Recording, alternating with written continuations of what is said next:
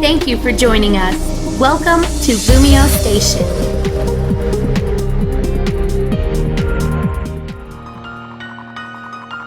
What's up, LumioseStation, and welcome back to another episode of the Pokémon DataDex with me, TheOneIntegral. In last week's episode, we covered a Pokemon from the Sinnoh region. Well, it wasn't last week's episode, it was the week before, because of the tag lock. Last episode, we were covering Rampardos from the Sinnoh region, because you chose him from him and Bastiodon, and I asked you guys in the episode to vote for either Archeops or to vote for Caracosta, who we covered this week, and you went for Archeops, which is interesting, as you guys will find out soon, which is fair enough. So Archeops won, so I'm covering Archeops this week. In next week's episode, it's coming up to another unit of 5, so we are going to be covering another Mega Evolution. Now, what have we been covering the last couple weeks, guys? We covered Kabutops, we covered, was it Cradley, or was it, no, it was Armaldo, we covered Rampardos, and we're covering Archeops this week. What's the logical thing to cover next week? It's a Mega Evolution, of course. It's going to be Mega Aerodactyl. So guys, if we hit the like goal shown on screen right now in a few days' time, then we will certainly be covering Mega Aerodactyl in the next episode. So be sure to smash the like button right now, guys, to try and get yourselves your Mega Aerodactyl in the next episode, so you can see how Mega Aerodactyl is best made use of in the competitive game. But for now, let's move on to Archeops and cover it. So Archeops is a rock flying type and the first bird Pokemon. It's number 567 in the National Pokédex and doesn't appear in the Kalos Pokédex at all, like all the Frost Pokemon, excluding obviously Aerodactyl and then Tyrantrum, etc. So dimensions, Archeops is probably a wingspan rather than height, is 4 foot 7 inches or 1.4 meters, and it weighs 17.5 pounds or 32 kilograms. It's in the flying and water-free egg groups, and is a male 87.5% of the time, and a female 12.5% of the time. Now, I want to point out now, as you guys might notice because we've been covering fossils for a long time, they always have a primarily male gender ratio, okay? Why is this, do you think, guys? It's sort of to hint why they died out. They're primarily males, so then obviously less females to breed and make more, so it's sort of a hint at why they actually died out, because they're all primarily male. We can assume all the Pokemon that survived through are Pokemon that we see nowadays, or what evolved into, changed slightly, so I'm going into some more investigative stuff here, guys. But I just thought I'd point out, it's a nice thing to think about, sort of, the Pokemon companies actually thought about that. All the Frost Pokemon have primarily male gender ratios, so hence why they died out, or most likely why they died out. Evolution chain wise, we have Archon, I think it's Archon or Archon, one of those, is the Pokemon revised from, I think, the Plume fossil, if my memory serves me correctly. I haven't played Gen 5 in a while, and it evolves into Archeops starting level 37, so it's not too bad, lower than some fossil evolutions. Base stat wise, we can see, looking straight off, its attack is massive at 140. That's a massive attack stat. It's almost as much as Mega Lucaria at 145. We can then see its special attack is 112 and its speed is 110. However, the rest of it isn't too good. Health points 75 and defenses are 65 each, which they're not good at all. They are just not good at all, to be honest. So Archeops is pretty much a glass cannon. Looking at the type effectiveness for Archeops, it resists 5 types, which are normal, fire, flying, poison, and bug, and is weak to 5 types as well: water, rock, electric, ice, and steel. It's immune to 1 type, being ground, obviously, and takes neutral from all the other types in grass, fighting, ghost, psychic, dragon, dark, and fairy. So its typing isn't too bad. However, it does have quite a few weaknesses, and some of them are quite common: water, electric, ice. Steel is more common now because of the fairy type, and the resistances, some of them are common, some of them aren't. So I would prefer, obviously, less resistances, less weaknesses. Overall, I like that. I don't like having 5 weaknesses as well as 5 resistances sort of thing. I'd rather have lower on both. But that's what we got for Archeops here. That's what you have to deal with. Obviously, it means the ground type there, which is pretty good. Allows you to switch in on some earthquakes, and obviously takes away the weakness of rock from 2 ground, because obviously you're a flying type, which is pretty good. But generally, yeah, it's not too bad a typing for Archeops. Now, it's been looking good so far for Archeops. It's got a really high attack stat, which is brilliant. Its defenses aren't as good, but we have glass cannons that work pretty well. However, this is where it gets worse. Ability-wise, it has one ability available to it, which is Defeatist. And what does this do? It lowers its stats in particular its attacking stats, when its health points becomes half or less. So when health points drops below half, I'm pretty sure attack and special attack are also reduced by half, if I remember correctly?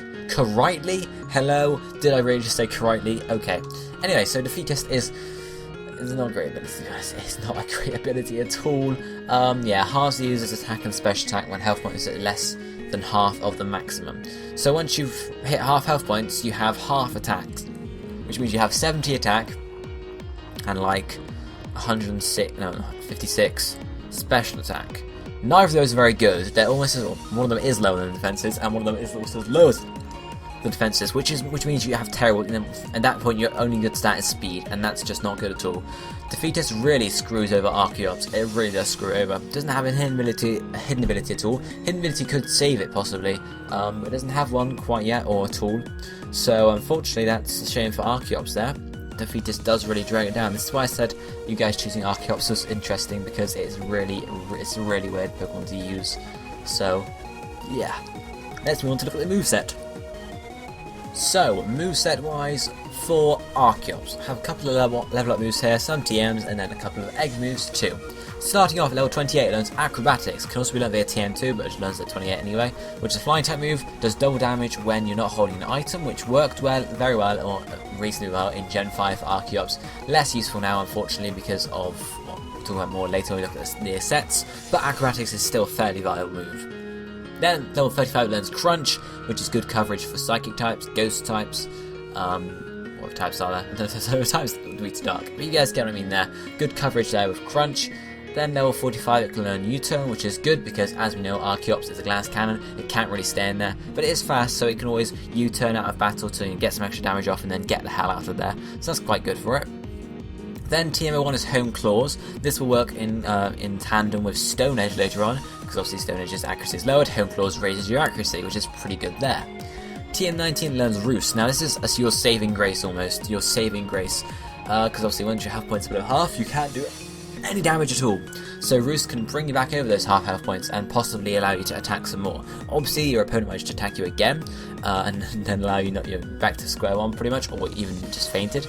So unfortunately that's the problem there, but obviously if in some situations it can be helpful there, you just have to use it right, I guess, have the right situation to use it in. TM26, it can learn Earthquake, even though it's sort of flying, it doesn't touch the ground at all. But Earthquake's pretty good. Earthquake's a standard move in competitive. Everyone knows how it's used, where it's used, how good it is against some Pokemon, stuff like that. TM40, it learns Aerial Ace. Now this is its only ever good move, flying type move apart from Acrobatics. I think it gets Fly, but obviously it's Fly, you don't include Fly. But yeah, apart from Acrobatics, this is its next most powerful flying type move. Well, it has a wing attack as well, but obviously Aerial Ace has 100% accuracy all the time, so that's why you have Aerial Ace here rather than wing attack. But without the Acrobatics, yeah, you really screw with Aerial Ace there, to be honest. TM71, as I mentioned already, is Stone Edge, allows you to really hit hard with your stab there. There's also Rock Slide you could run, which has got slightly higher accuracy, slightly lower power, so you could toss it up and go for that one.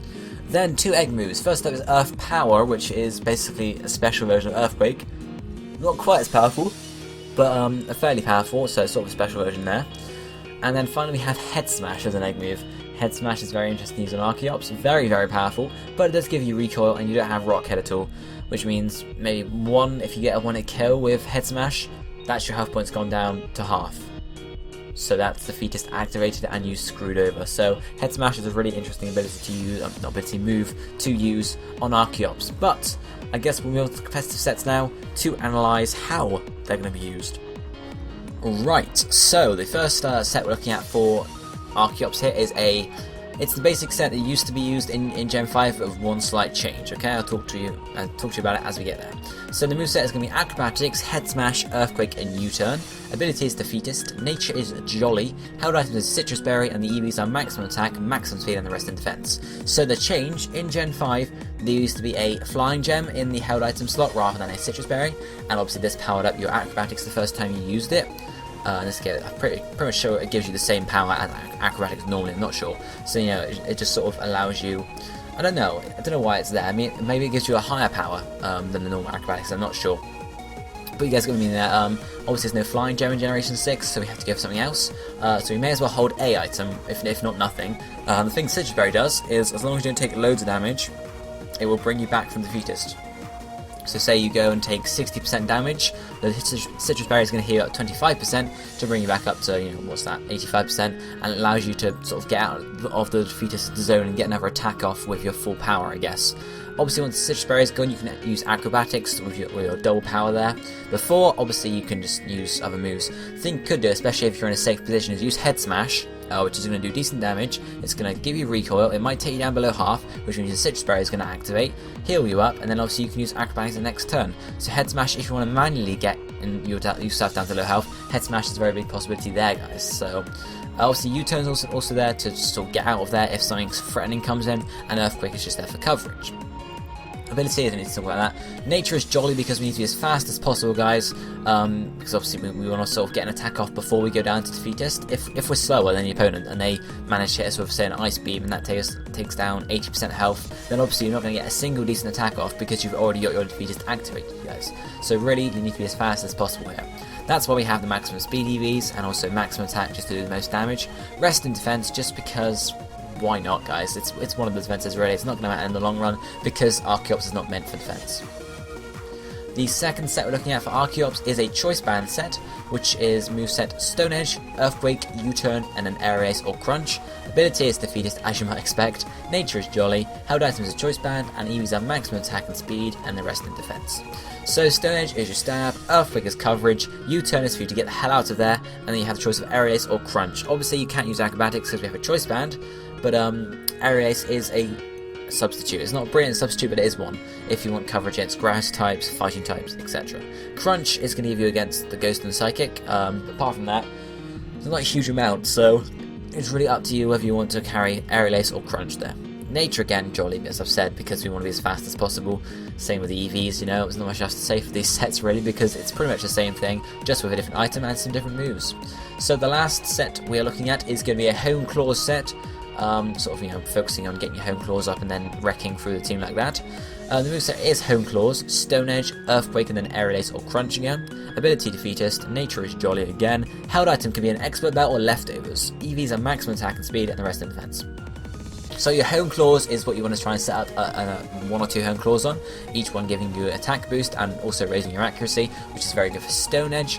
Not so good for the other ones, Earthquake, Aerial Ace, Crunch, it really doesn't matter about those, but obviously it's definitely going to help out Stone Edge, and Stone Edge is definitely your most powerful move on this set. You could definitely switch out for Rock Slide, in which case Home Claws is going to be even more effective on it, but you're going to be doing less power, so you have to see about that, but you have more PP, so if you're going for the long-term sweep in the game, Rock Slide would be the choice to go. But then again, you remember that it's an Archeops. As I've said several times, it's a glass cannon, so you're not going to be staying in battle for ages on end.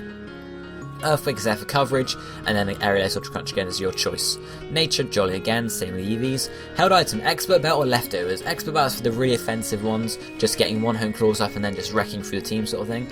And the other one is obviously Leftovers. Leftovers is a tricky one. You're a glass cannon, so leftovers aren't going to be brilliantly helpful, but if you're playing against a team that doesn't really know how to do, or maybe you get lucky and you're able to actually utilise the leftovers restoration by I don't know, switching out or switching in, something like that, or maybe you force to switch out on them, so you get an extra health point boost from leftovers, something like that. I would recommend the Expert Belt, but leftovers again is a possibility, guys. But I think that's it for that set as well, because it's fairly self-explanatory. Use Home Claws and then use your moves, pretty much. And that's also going to be it for the episode, guys. As I said at the start, please don't forget to smash the like button down below. Right there's a little button, you know, beneath the video it says like, and there's a little thumbs up by it. And obviously if we hit the like goal shown on screen right now, you'll be getting a Mega Aerodactyl next week. If we don't, then you might not. I don't know, guys. So you better hit that like button just to make sure. But thanks for watching, guys. I hope you enjoyed today's episode. If you did, smash the like button and drop a comment down below telling me what you think about Archeops, whether it should get a different ability and how you think that would affect it. Let me know down below. I'll be seeing you next time. Thank you for watching, and goodbye, my friends.